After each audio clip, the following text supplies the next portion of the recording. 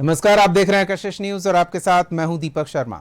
Master साहब समय से स्कूल पहुंचे, परिवार से दूर रहने की परेशानियों को परे रख पठन पाठन पर पूरा फोकस करें। अनजाने माहौल और अनजान जगह की अनजानी आफतों से खुद को अलग रखते हुए अपने घरेलू माहौल में गृह जिला या प्रखंड पंचायतों के स्कूलों में पढ़ाने के लिए भेजे जाएं तो उनकी उपयोगिता और उत्पादकता उच्च क्षमता पर दिखेगी। इसी संभावना को देखते हुए सीएम सम्राट चौधरी ने साफ कर दिया है कि शिक्षकों को उनकी सुविधा अनुसार उनके गृह क्षेत्र में उनके घर के जितने नजदीक संभव हो वहां ट्रांसफर कर पोस्टिंग देने को लेकर नियमावली को सरकार अगली कैबिनेट की बैठक में स्वीकृति देने की तैयारी में लगी है। लेकिन साथ ही सीएम की कहीं एक और बात मास्टर साहब के मन को छलनी करने वाली लगी। सम्राट चौधरी का विशेष रूप से यह कहना कि ट्रांसफर पोस्टिंग की तो उनकी मांग सरकार मान रही है, तो सरकार भी चाहती है कि मास्टर साहब सिर्फ बच्चों को पढ़ाने लिखाने में मन लगाएं, न राजनीति करें, न काम चोरी, और न ही स्कूल से हाजिरी बनाकर लापता रहें या स्कूल में सोते मिलें। सीएम के कहे शब्दों का ये भाव शिक्षकों पर भारी पड़ने वाला लगता है और मास्टर साहब की छवि को हल्का करने वाला, वो छवि जो पहले से बच्चों और अभिभावकों के बीच हल्की हुई पड़ी है।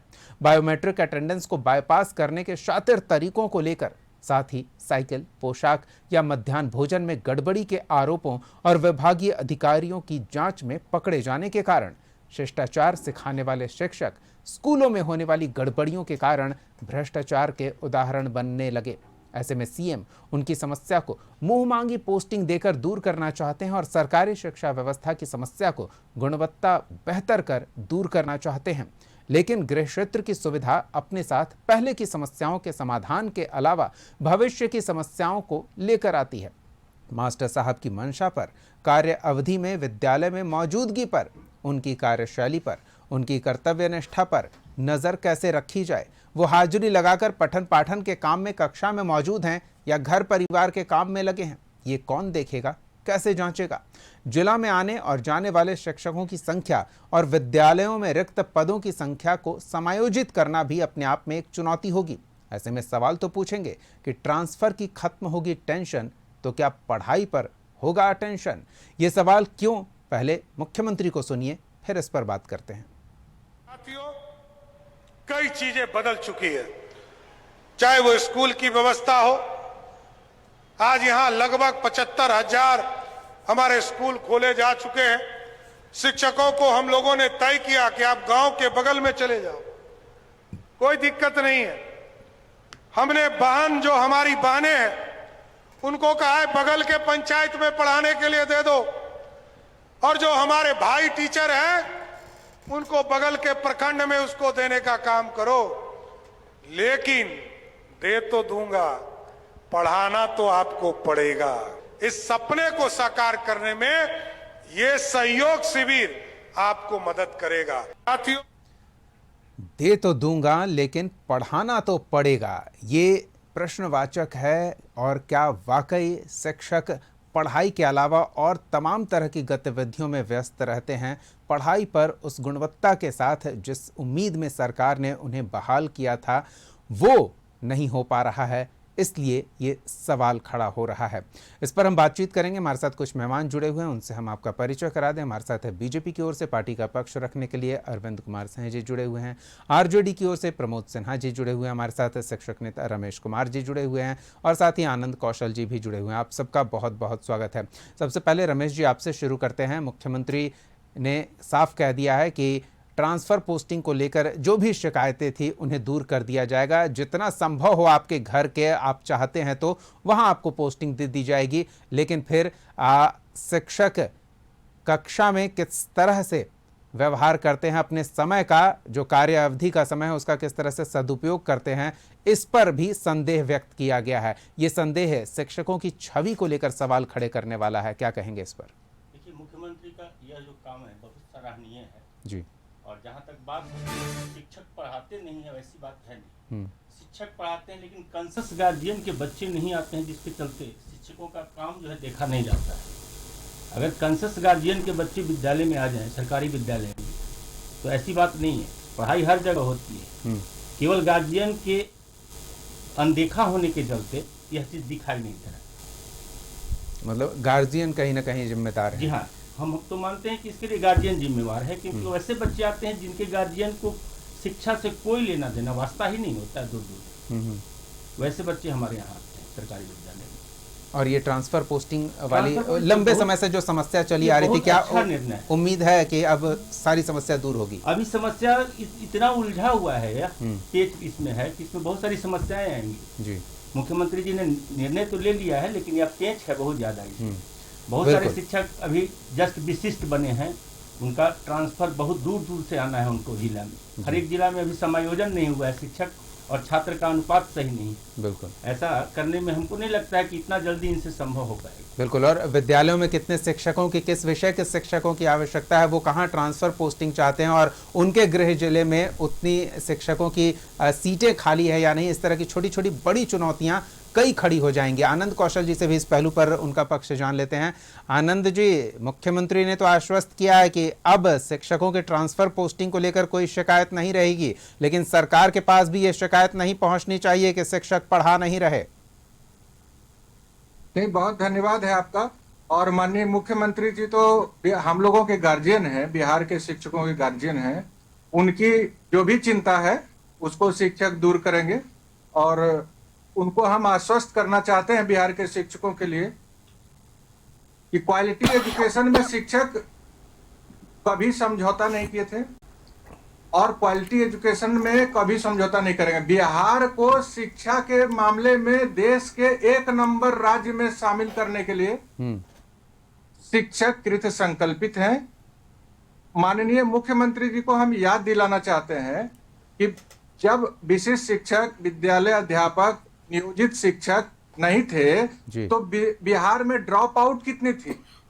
अब आप देख लीजिए, ड्रॉप आउट की संख्या एकदम नगण्य हो चुकी है। पूरे देश में मैट्रिक और इंटर का रिजल्ट आप देख लीजिए, बिहार 1 नंबर पे है। तो माननीय मुख्यमंत्री जी, उनकी चिंता लाजमी है, लेकिन शिक्षक जिस मनोयोग से पढ़ा रहे हैं उनका जो समस्या का समाधान होना चाहिए। आप स्थानांतरण घर के पास कर रहे हैं, यह स्वागत योग्य कदम है। पूरे बिहार के शिक्षक इसका स्वागत कर रहे हैं, लेकिन जून में हो जाना चाहिए। यह किसी भी परिस्थिति में लटकना नहीं चाहिए। शिक्षकों को माह के 1 तारीख को वेतन मिले, यह सरकार की प्राथमिकता में शामिल होना चाहिए। जो मूलभूत सुविधाएं विद्यालय में नहीं है, जो निजी स्कूल में है और सरकारी स्कूल में नहीं है, उस सुविधा को माननीय मुख्यमंत्री जी शीघ्र मुहैया करा दें। और मैं बिहार के शिक्षकों की तरफ से बिहार सरकार के माननीय मुख्यमंत्री जी को आश्वस्त करता हूं कि किसी भी प्रकार की शिकायत नहीं मिलेगी। पूरे मनोयोग से वो बच्चों को पढ़ाएंगे, इसमें कहीं किंतु परंतु नहीं होगा। चलिए, शिक्षकों के जुबानी हमने सुना है कि शिक्षा व्यवस्था में जो सबसे मजबूत कड़ी है वो शिक्षकों की है, जिसके कारण बिहार के शिक्षा व्यवस्था में आमूलचूल परिवर्तन हुआ है, सुधार हुआ है, लेकिन फिर भी सरकार को संदेह है। तो संदेह क्यों है, ज़रा हम प्रमोद जी से पहले सुन लेते हैं कि शिक्षकों को लेकर सरकार का नज़रिया, शिक्षकों की समस्या के समाधान को लेकर सरकार का रवैया संतोषजनक शिक्षकों को लग रहा है, लेकिन उनको भी मौका है सवाल खड़े करने का, क्योंकि पहले का ट्रैक रिकॉर्ड ऐसा है। क्या कहेंगे प्रमोद जी? देखिए दीपक जी, सबसे बड़ी बात है कि सरकारी स्कूलों में गुणवत्तापूर्ण शिक्षा देने की जो कवायद होती है उसके कई पहलू हैं। शिक्षक भी एक जो है पहलू हैं, और शिक्षक के द्वारा जो है अच्छी शिक्षा देने की परंपरा रही है। और अभी जो आनंद किशोर जी बोल रहे थे, आप देखिए कि इन्होंने ड्रॉप आउट की भी बात कही, उसके बाद जो है विशिष्ट शिक्षक और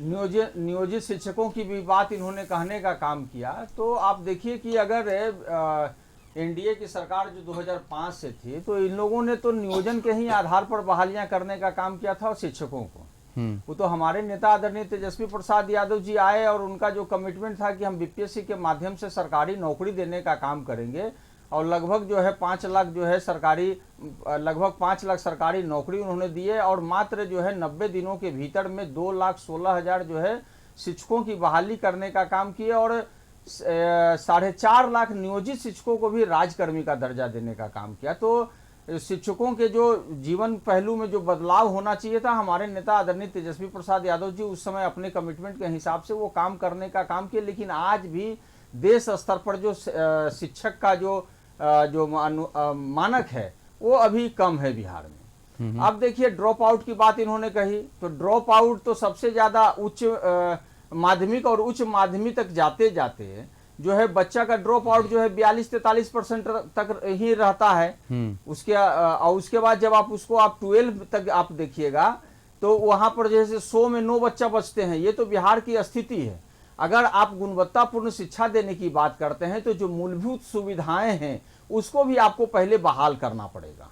आप देखिए ना कि जब एसीएस सिद्धार्थ थे और वीडियो कॉलिंग के माध्यम से जब वो फोन करते थे स्कूलों में, तो स्कूलों की जो भीतर जो चीजें होती थी वो सारी सामने आ जाती थी। कहीं पर बच्चे फर्श पर बैठे हुए हैं, कहीं पर पेड़ के नीचे बैठे हुए हैं, कहीं पर जब एसीएस सिद्धार्थ जो है जाने का काम किए तो देखे कि ईंट भट्टा पे बच्चे काम कर रहे हैं। तो ये तो बिहार की स्थिति है।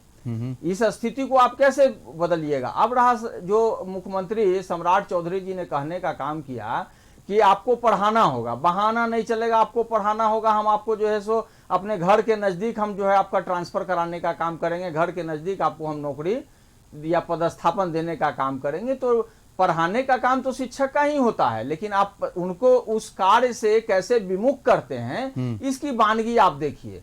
चुनाव का अगर कोई कार्यक्रम चल रहा है तो 3 महीना शिक्षक जो है उस चुनाव के काम में, एसआईआर के माध्यम से जो चुनाव इस बार हुआ बिहार में, आप देखिए ना 3 से 4 महीना तक शिक्षक उसी काम में लगे रह गए। अब जनगणना की बात हो रही है। इस गर्मी में दोपहरी में जो है शिक्षकों को मैं जब देखता हूं सड़कों पर जो है मकान की संख्या गिनते हुए, तो आप देख लीजिए कि क्या स्थिति है। तो आप अगर उनसे यह उम्मीद करते हैं कि वो बच्चों को पढ़ाएं, तो आपसे भी ये उम्मीद होनी चाहिए कि उनको जो है बच्चों पर ही पढ़ाने की व्यवस्था देनी चाहिए और बाकी जो अतिरिक्त व्यवस्था है उसको कहीं और रखना चाहिए, किसी और माध्यम से उस व्यवस्था को पूरा करना चाहिए। अब देखिए एक बहुत बड़ी बात है कि इन शिक्षकों को जो हमको जानकारी है कि मात्र जो है 6,000 रुपया साल में दिया जाता है उन अतिरिक्त कार्यों को करने के लिए। अब सोचिए कि उतना पैसा तो अगर वो मोटरसाइकिल का यूज करते होंगे तो उससे ज्यादा उनका जो है पेट्रोल पे खर्च हो जाता होगा। तो आप गुणवत्तापूर्ण शिक्षा दे नहीं रहे हैं। अभी देखिए एक चालाकी इन लोगों ने क्या करने का काम किया, 77,000 जो है जो विद्यालय हैं जिसमें जो है संगीत के टीचर नहीं है, उनकी बहाली नहीं हुई है, लेकिन इन लोगों ने 154 करोड़ रुपए पैसा बहा दिए वाद्य यंत्रों की खरीद पे। शारीरिक शिक्षक 22,000 विद्यालयों में नहीं है, लेकिन 156 करोड़ रुपया जो है खेल सामग्री पे आप खर्च कर देते हैं। वो दूसरा पहलू हो गया, उस पर नहीं, आपने उसका उल्लेख कर दिया।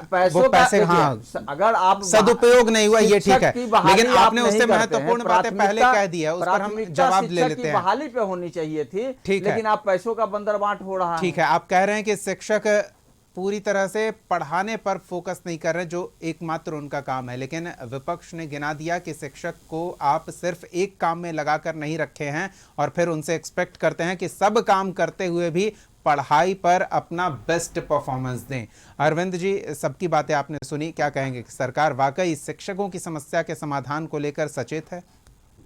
दीपक जी देखिए, संवेदनशील सरकार है और इतने दिनों से जो शिक्षकों की लगातार बहाली हो रही है, गुणवत्तापूर्ण शिक्षा देने की जहाँ तक बात है, तो सम्राट चौधरी एक संवेदनशील मुख्यमंत्री हैं और जिस रूप में नीतीश कुमार ने अपने समय में शिक्षकों का मान सम्मान बढ़ाया, उनकी वेतन वृद्धि की, जो इंफ्रास्ट्रक्चर कह रहे हैं तो इंफ्रास्ट्रक्चर मोस्ट ऑफ द स्कूलों को अपग्रेड किया गया, उसके बिल्डिंग का कंस्ट्रक्शन हुआ। आप गांव में भी जाएंगे देखेंगे तो इन सब सुविधाएं दी गई है और जो बचे हुई जो सुविधाएं हैं वो देने के लिए जो प्रॉब्लम शिक्षकों की ओर से सरकार के संज्ञान में आया और माननीय मुख्यमंत्री से जो इन लोग का शिष्टमंडल लगातार मिलते रहे, चाहे वो रोड पर धरना प्रदर्शन हो या फिर उनके शिष्टमंडल मिले, तो इन सबों पर मिलने के बाद हमारे जो संवेदनशील मुख्यमंत्री हैं उन्होंने यह निर्णय लिया कि हम अच्छी गुणवत्तापूर्ण शिक्षा देंगे, लेकिन एक कमिटमेंट, जो एक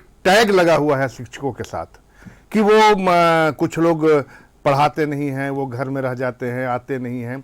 तो इस तरह की इसमें बहुत सारी जो सुधार किया गया है, उसको ऑनलाइन अटेंडेंस बनाना, उनको ये कर बहुत सा हुई है। तो इनका एक था कि जो शिक्षक इतने दिनों से उनकी जो असुविधा हो रही थी, जो माता बहनाएं कहीं अपनी जगह से बहुत दूर उनकी पोस्टिंग थी, रहने की दिक्कत हो रही थी, ये सबको देखते हुए संज्ञान में लेते हुए दीपक जी माननीय मुख्यमंत्री ने ये घोषणा की कि उनके चॉइस पोस्टिंग दिया जाएगा। लेकिन एक गार्जियन का तो दायित्व होता है कि अपेक्षा करे, और मैं देख रहा था कि भी शिक्षक लोग जो कह रहे थे कि नहीं, उनके अपेक्षा के अनुसार हम उनको रिजल्ट देंगे। हमें लगता है कि अगर हमारे जो मुख्यमंत्री के जो सोचने का ढंग है या सरकार का जो अपेक्षा है, अगर शिक्षक उस अपेक्षा को स्वीकारते हैं और चैलेंज के रूप में लेते हैं, तो फिर बिहार विकसित होने से कहाँ रुकेगा। बिहार के बच्चे जो गांव के बच्चे हैं, अगर हमारे शिक्षक जिस रूप में आपके चैनल से बोल रहे थे और अन्य शिक्षक अगर इसको इस रूप में गारंटी देते हैं कि नहीं हम पढ़ाएंगे, गुणवत्तापूर्ण शिक्षण पढ़ाएंगे और सरकार इंफ्रास्ट्रक्चर में और जो कमी है उसमें आगे बढ़ाए, वो उनकी डिमांड होनी चाहिए। तो हमारे मुख्यमंत्री का मूल रूप से ये नहीं कहना था, हमारे शिक्षकों के प्रति उनके प्रति किसी तरह का कोई द्वेष नहीं है या उनके मेरिट पर हमें संदेह नहीं है, लेकिन एक अपेक्षा तो होती है। अब एक आम धारणा बन गई है कि सरकारी स्कूल के पढ़ाई उतनी अच्छी नहीं है, जिन कारणों से लोग प्राइवेट स्कूल की ओर माइग्रेट करते हैं। लेकिन तो ये धारणा को तोड़ना, प्राइवेट स्कूल की भले ना हो, सरकारी स्कूल के शिक्षकों की पात्रता पर सवाल नहीं है, वो कार्य अवधि में कितनी गुणवत्तापूर्ण कार्य क्षमता प्रदर्शित करते हैं उस पर सवाल है। तो हमें देखिए उनसे अपेक्षा तो है, और अपेक्षा के अनुसार जब सरकार उनकी अपेक्षा के अनुसार काम कर रही है, तो हमारे बिहार के शिक्षक जो मेरिटोरियस भी हैं, उनके अंदर गुण भी है, गुणवत्तापूर्ण शिक्षक ग्रहण करके आए हैं, तो उनसे अपेक्षा तो करेंगे ही कि वे शिक्षक जहां भी रहें उस स्कूल में वैसे शिक्षा दें। क्या जो एक कंसेप्ट बना हुआ है कि बिहार में जो सरकारी स्कूल में पढ़ाई नहीं होती है, लोग घर से, हाँ ठीक है, जहां इंफ्रास्ट्रक्चर की मांग करनी है वो मांग करें और उस पर सरकार उसकी पूरा करेगी, और पूरा की है। और जो भी बचा हुआ है, इतनी बड़ी व्यवस्था है, उसमें सरकार पूरा करेगी।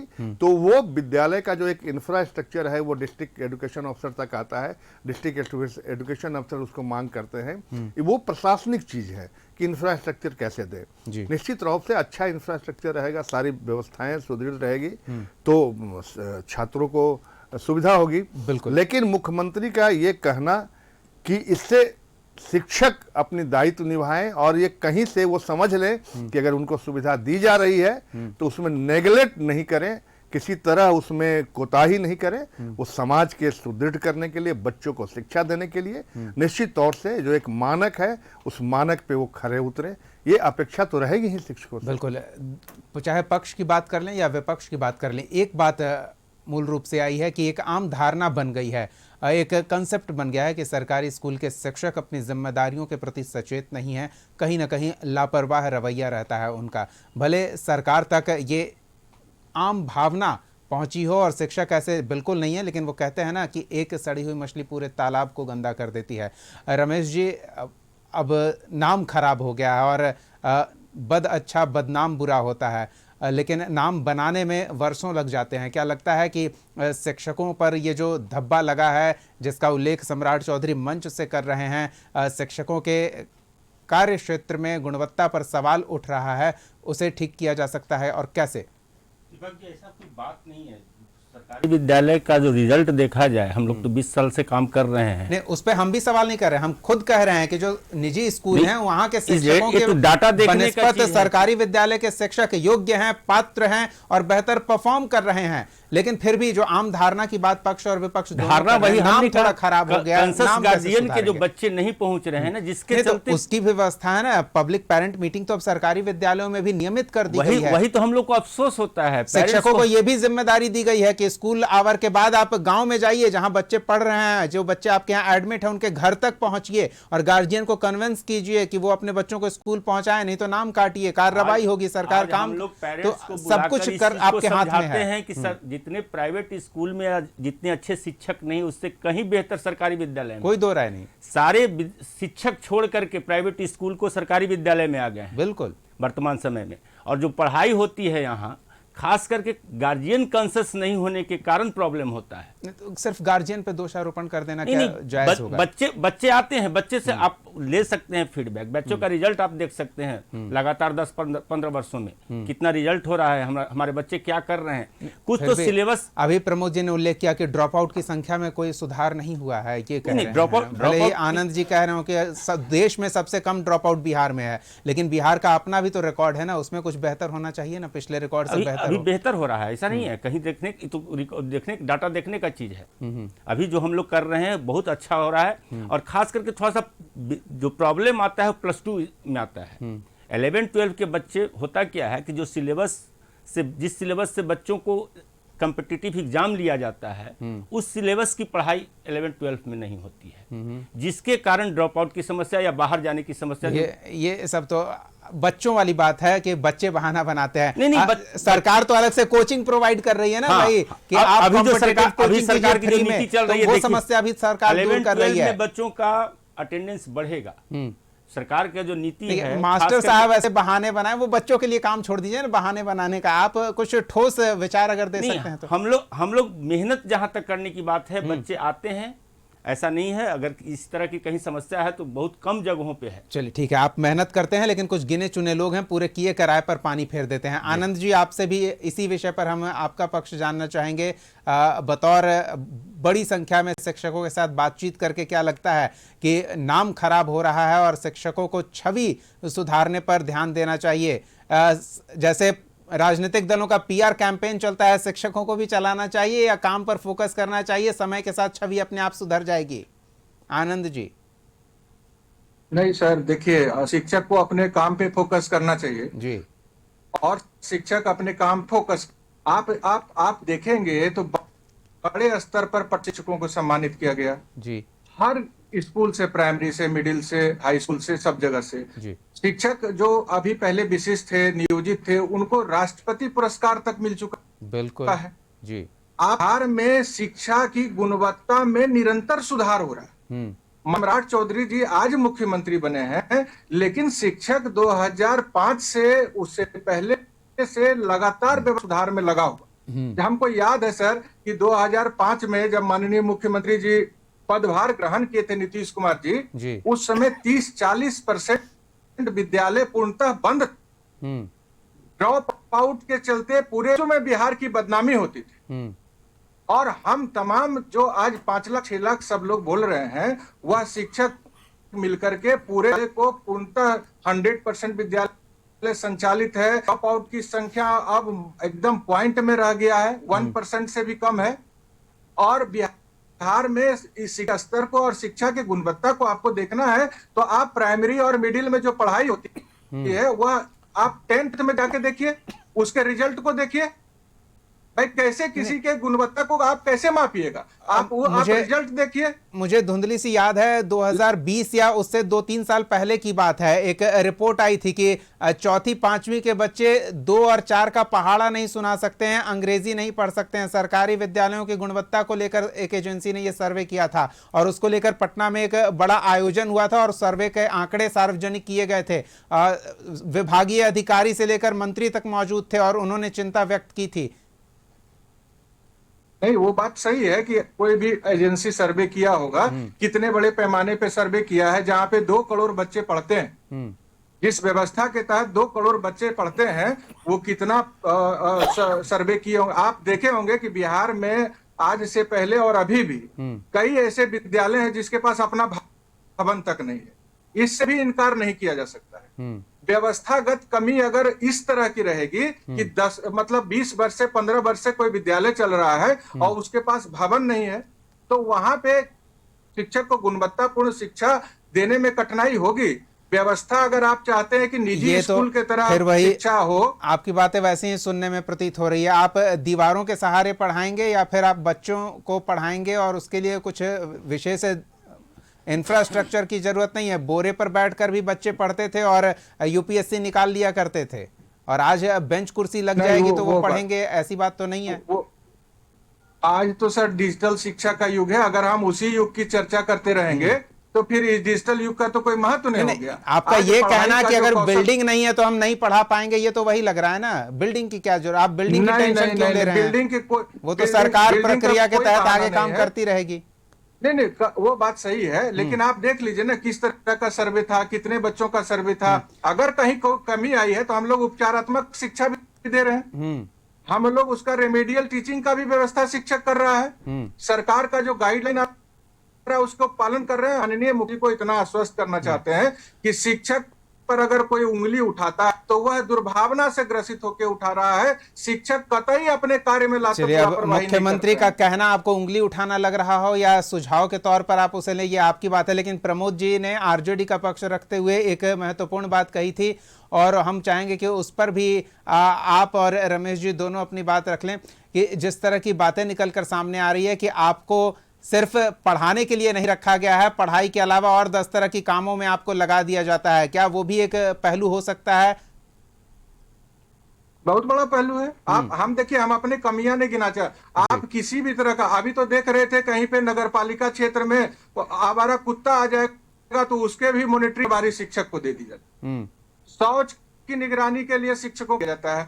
मैं इन सब बातों में नहीं पढ़ना चाहता हूं। मैं मंत्री के समर्थन करता हूं और उनको आश्वस्त करता हूं कि बिहार शिक्षा में देश के 1 नंबर के पायदान पे होगा, जल्दी होगा। आप चलिए, हम भी यही कामना करते हैं। रमेश जी, आप क्या जब- कहेंगे? सिर्फ पढ़ाने के अलावा और भी तमाम काम सौंप दिए जाते हैं, उनसे थोड़ा परहेज करना चाहिए व्यवस्था में। इसमें बहुत ज्यादा परहेज करने की आवश्यकता है। शिक्षकों को केवल पढ़ाने पर कंसंट्रेट होना चाहिए। अभी वर्तमान में 2 महीने से शिक्षक जनगणना में लगे हुए हैं। हमको लगता है हर प्रत्येक जिले के 60% शिक्षकों को लगा दिया गया है जनगणना कार्य में। 1 महीना बच्चों का पढ़ाई डिस्टर्ब हुआ है। अभी तो छुट्टी ही चल रहा है, छुट्टी गर्मियों से की पहले छुट्टियां चल रहा रही था ना, हैं। पूरे हाँ, मई थोड़ा सा पूरे जी, मई बिल्कुल, माह बिल्कुल। में। हाँ, नहीं, उसमें कोई दो राय नहीं है। थोड़ी बातें हैं, समस्या है, वो हम समझ रहे हैं।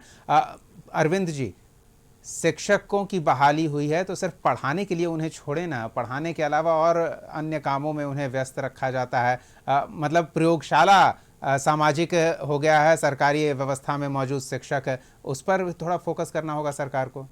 देखिए, जो नियम है उसमें इस तरह के कामों में सरकारी कर्मियों को ही लगाया जाता है। प्राइवेट सेक्टर में काफ़ी जॉब है, सरकार के क्षेत्र में जॉब की कमी है। और कुछ ऐसा सेक्टर है कि जिनसे ये काम लिया जाता रहा है, वो भी अब घटा है, पहले से बहुत घटा है। इस चीज़ की चिंतित सरकार को भी है, सरकार के संज्ञान में है कि शिक्षकों से शिक्षक कार्यों के अलावा नहीं लिया जाए। तो अब वो 60% से ज़्यादा उन कामों में कमी आई है। अब आंगनवाड़ी सेविका हो या फिर BLA1 है, उस तरह के जो आशा दीदी हैं, बहुत सारा सेक्टर ऐसा आया है जो उस काम के लिए उसमें लगाया जा रहा है। अब उसमें शिक्षक की कमी आई है। तो निश्चित तौर से मेरा भी यह मानना है कि शिक्षक को शिक्षण कार्य में ही लगाया जाए, उनको एक अच्छा इंफ्रास्ट्रक्चर दिया जाए। लेकिन अपेक्षा शिक्षकों से ही है। शिक्षक, कहा जाता है कि शिक्षा शेरनी का वो दूध है जो पिएगा वो दहाड़ेगा। आज शिक्षित समाज जो समाज को दे सकता है, जो देश को दे सकता है, राष्ट्र को दे सकता है, वो दूसरा नहीं दे सकता है। उसकी सारी दारोमदार, दीपक जी, शिक्षकों पर है। तो शिक्षक थोड़ा आगे आए। और अभी जैसे हमारे एक शिक्षक नेता और रमेश जी कह रहे थे कि भाई शिक्षा हम देंगे, तो एक गुणवत्तापूर्ण शिक्षा जो व्यवस्था की चुनौतियां वो भी हैं, बिल्कुल व्यक्तिगत चुनौतियां भी, छात्रों उनसे को आगे दे। बढ़ के शिक्षकों को चुनना होगा कि वो अपना कितना बेहतर प्रदर्शन दे सकते हैं। प्रमोद जी, क्या लगता है? सरकार ने आश्वासन तो दिया है, लेकिन आनंद जी उस पर संदेह व्यक्त कर रहे थे कि गर्मी की छुट्टियों के बाद स्कूल खुले उससे पहले आप निपटा दें। अगली कैबिनेट बैठक में सम्राट चौधरी इसको लेकर जो नीतिगत कार्य है उसे पूरा कर लेंगे। क्या लगता है व्यवहारिक तौर पर यह जल्द हो पाएगा? देखिए दीपक जी, सबसे बड़ी बात है कि सरकार की जो दृढ़ इच्छा शक्ति और जो विजन होना चाहिए ना एजुकेशन के प्रति, वो हमको लगता है उसमें बहुत ही अभाव है। आप सिर्फ बोल देने से या हेडलाइन मैनेजमेंट कर लेने से बिहार की गुणवत्तापूर्ण शिक्षा बिहार के बच्चों को नहीं मिल जाएगी। उसके लिए कई स्तर पर जो है काम करना होगा। सबसे पहले आपको जो है से स्कूल का निर्माण करना होगा, जहां पर बच्चों के लिए छत तक मुहैया नहीं है। उनके ओपन में, आप लोग के डिबेट में मैं कई बार बैठा हूं, जहां पर बच्चे जो है हम पहले इस तरह की रिपोर्ट दिखाते थे जिसपे अब बहुत कमी आई। नहीं, इंफ्रास्ट्रक्चर को लेकर काम हो रहा है। हाँ। अभी आपने विद्यालयों को समायोजित कर दिया जा रहा है। आपने चूंकि बोल दिया ना, इसमें बेंच से लेकर डेस्क और ब्लैक बोर्ड तक और खल्ली तक जो है बच्चों को मुहैया नहीं हो पाता है। और कई बार दिखलाया जाता है कि जो उनको मिड डे मील मिलता है उसमें भी कई प्रकार की कमियां होती हैं। अभी मैं जो शिक्षक बोल रहे थे आनंद कौशल जी, तो मैं थोड़ा सा ड्रॉप आउट का जो है करेंट आंकड़ा मैं देख रहा था। उस करेंट आंकड़ा की भयावहता जो है वो सामने दिखाई पड़ रही कि आज भी जो है बिहार में, मैं देख रहा था कि आज भी देखिए ना, बिहार में स्कूल छोड़ने की दर राष्ट्रीय औसत से काफी अधिक है, जहां माध्यमिक स्तर पर लगभग 19.5% और उच्च प्राथमिक स्तर पर 50.2% से अधिक बच्चे स्कूल छोड़ देते हैं। अब बताइए कि क्या आप ड्रॉप आउट जो है एक बड़ी समस्या है। और ये अभी एक शिक्षक बोल रहे थे कि उसके लिए जो है सिर्फ गार्जियन, अरे सरकार की जवाबदेही और जिम्मेवारी होती है कि हम बच्चों को जो है शिक्षण देने का काम करें, और उसके लिए सरकार को भी इस पर मशक्कत करने की आवश्यकता सरकार कर रही है ना, उसकी नहीं, नियत सरकार पर क्या कर रही है? सवाल सिर्फ उठ रहा है। हेडलाइन मैनेजमेंट कर लेने से सिर्फ सरकार का तो जो है ये भला नहीं ना हो जाएगा। अभी तो मैंने तो कहा ना कि इन्होंने नियोजन के आधार पर तो बहालियां करने का काम किया था। अगर इस प्रकार से अगर बीपीएस, अभी देखिए ना TRE 4 के लिए पूर्व मुख्यमंत्री नीतीश कुमार जी ने कहा था ना कि जो 1,20,000 है उसको हम 2025 में देने का काम करेंगे। 2026 का समय बीत गया, लोग सड़कों पे उतरते हैं, लाठी डंडों से उनको पीटा जाता है, बहालियां नहीं होती है। तो सरकार की दृढ़ इच्छा शक्ति में कहीं ना कहीं तो शक्ति पर कमी है ना। जल्दी से अरविंद जी आप इसका जवाब दे दीजिए। नीतिगत कार्य तो सरकार अपने स्तर पर कर लेगी, व्यवहारिक तौर पर अरे उसमें छोटा कई सा जो चुनौतियां हैं। सतत विकास लक्ष्य का जो आंकड़ा देखिए, आया था, जी, एक सेकंड जी। सतत विकास लक्ष्य का जो आंकड़ा आया था नीति आयोग के रिपोर्ट में, उसमें शिक्षा में, स्वास्थ्य में, गरीबी उन्मूलन में बिहार अंतिम पंक्ति पे खड़ा है। ये रिमार्क हमारा राष्ट्रीय जनता दल का नहीं नहीं है। तो तब तो ये चिंता नीति मुख्यमंत्री आयोग का जता रहे हैं रिपोर्ट ना कि आपको पढ़ाना होगा, हम आपकी बात हर अरे बात भाई, तो मानेंगे, उनको लेकिन आप फ्री करिए पढ़ाएंगे ना। आप तो उसे शिक्षकों पे दोष क्यों डाल रहे हैं? बिल्कुल। उनको फ्री कर दीजिए ना चलिए, पढ़ाने के लिए। अरविंद जी जल्दी से, दीपक व्यवहारिक जी- चुनौतियों से कैसे पार पाएंगी सरकार? नीतिगत समस्याओं का समाधान तो फट से एक कैबिनेट बैठक में हो जाएगा। नहीं, बिल्कुल समाधान हम करेंगे। देखिए दीपक जी, ये आरजेडी के प्रवक्ता है ना, इनको नेगेटिव नैरेटिव सेट करना है कि आप जहाज पर मत चढ़िए, जहाज पर चढ़िएगा तो गिर जाएगा, मर जाएगा। फैक्चुअल ऐसा गलत नहीं बता होता रहे हो है। तो उन्हें टोक डाटा मैंने तो मेरा कहना है, प्रमोद जी आगे अगर हाँ, नहीं, वो मैंने कह दिया हमारे प्रमोद जी। मुख्यमंत्री ने शिक्षकों की समस्या से जुड़ी हुई एक महत्वपूर्ण मुद्दे को सॉल्व करने की कोशिश की है। जी। उन्होंने कहा है कि उनका चॉइस पोस्टिंग हम करेंगे, और लेकिन उनको पढ़ाना होगा। उन्होंने तो नहीं कहा कि उसके लिए उनको दूसरे काम करना होगा, सिर्फ पढ़ाने का काम उन्होंने कहा है। तो अगर शिक्षकों की सहूलियत की बात हो रही है, शिक्षकों की मनचाहा पोस्टिंग की बात हो रही है, तो फिर आपके पेट में दर्द क्यों हो रहा है? हमारे पेट आप में आप दर्द आप इसलिए ये हो नहीं रहा है चाहते कि हैं कि हम शिक्षक विपक्ष में वहाँ, हैं। शिक्षकों को अगर 3 वो महीना ये शिक्षक अगर चुनावी मन कार्य में उनका लगा दीजिएगा, प्रसन्न रहेगा, उसके अलावा जो है वो जनगणना कहाँ के है? काम में 3 महीना वो कहाँ लगा है? दीजिएगा। मुख्यमंत्री अभी तो ने बोल क्या रहे थे कहा ना कि जो कि मैं जो उनके सुबह स्थानांतरण शौचालय करूंगा, करके उनके ओपन में चॉइस जाते थे, पोस्टिंग करूंगा, उनको भी काम और दिया उनको जाता उस था तरह कि का शिक्षक चीज फोटो बात आ गई, प्रमोद जी। नेगेटिव नैरेटिव से हाँ, नहीं, प्रमोद जी बात आ गई। देखिए, नेगेटिव ठीक है, नहीं, प्रमोद जी, प्रमोद जी, आनंद जी ने जो कह दिया आप उसे दोहराएंगे तो उससे कुछ बेहतर नहीं है। हाँ ठीक है, देखिए बहाने की बात है। सीएम ये कह रहे हैं कि बहाना नहीं चलेगा, अब पढ़ाना पड़ेगा। यानी कि कहीं ना कहीं किसी न किसी स्तर पर किसी तरह की कोताही तो हो रही थी, लेकिन अब सरकार ये कह रही है कि हम आपकी सुन रहे हैं, आप हमारी सुने, और हमारी बस इतनी है बात कि आप जो काम दिया गया है उसमें पूरी तत्परता से लग जाएं। बिहार जो अब शिक्षा के क्षेत्र में आमूलचूल परिवर्तन के लिए प्रोत्साहित कर रहा है शिक्षकों को, वो शिक्षक क्या अपनी जिम्मेदारियों का निर्वहन करेंगे? ये सवाल बना रहेगा, जिसका जवाब हम आने वाले समय में जरूर लेंगे। फिलहाल के लिए इतना ही। बहुत बहुत धन्यवाद अरविंद जी, प्रमोद जी, रमेश जी, आनंद जी, अपना समय देने के लिए, इस चर्चा में शामिल होने के लिए। अगले एपिसोड में एक और सवाल के साथ हम फिर मौजूद रहेंगे। तब तक के लिए देखते रहिए कशिश न्यूज़।